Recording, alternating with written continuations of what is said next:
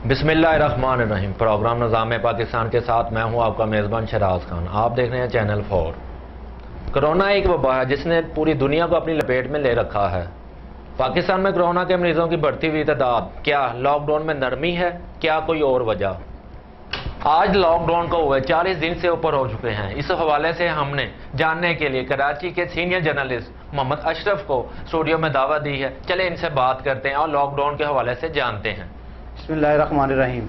आज कोरोना वबा की वजह से लॉकडाउन को तकरीबन 40 दिन हो चुके हैं और सिक्योरिटी अदारे भरपूर तरीके से इस पर अमल करवाने के लिए तैयार हैं और करवा रहे हैं। जैसा कि आवाम जो है वो बाहर निकल रही है, इसकी सूरत हाल ये है कि लोग भूख के मारे घरों से निकलने पर मजबूर हैं और उनके पास जो भी जमा पूंजी थी वो ख़त्म हो चुकी है और लोग भूख की वजह से आज सड़कों पर आ रहे हैं।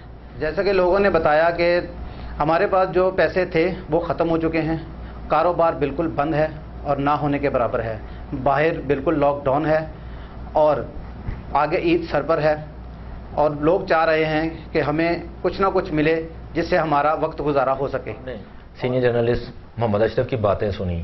सिक्योरिटी के अदारे तो अपना काम बाखूबी सर अंजाम दे रहे हैं, लेकिन लोग भूख के मारे घरों से निकलने पर मजबूर हैं, जो आला हुकाम के लिए लम्हा फिक्रिया है।